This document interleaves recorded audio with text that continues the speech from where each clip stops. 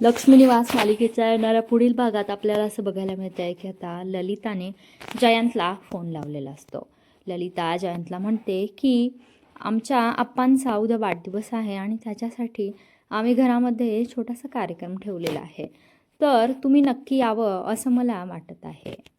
जयंतला तर हेच हवं आहे की विश्वाच्या घरी त्याचं येणं जाणं राहावं आणि विश्वावर त्याची नजर ठेवायला हवी. याच्यासाठी जयंतला खूप आनंद होतो आणि जयंत अगदी उत्साहाने विश्वाच्या घरी पोहोचलेला असतो.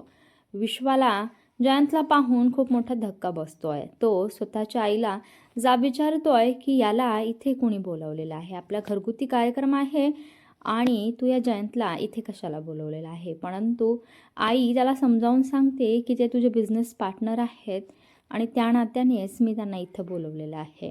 त्यानंतर मात्र आता विश्वा पटकन जान्हवीच्या रूममध्ये जातो आहे आणि जान्हवीला धीर देण्याचा प्रयत्न करतोय की जानू, तो जयंत जरी इथं आलेला असला तरी जोपर्यंत मी आहे तोपर्यंत तुला काहीही काळजी करण्याची गरज नाही आहे. त्यामुळे तो दीर्घ श्वास घे, तुला मी काहीही होऊ देणार नाही एवढा तू माझ्यावर विश्वास ठेव. आणि जयंत या दोघांचं बोलणं तिथे ऐकत असतो आणि जयंत आता जान्हवीच्या रूमपर्यंत पोहोचलेला असतो.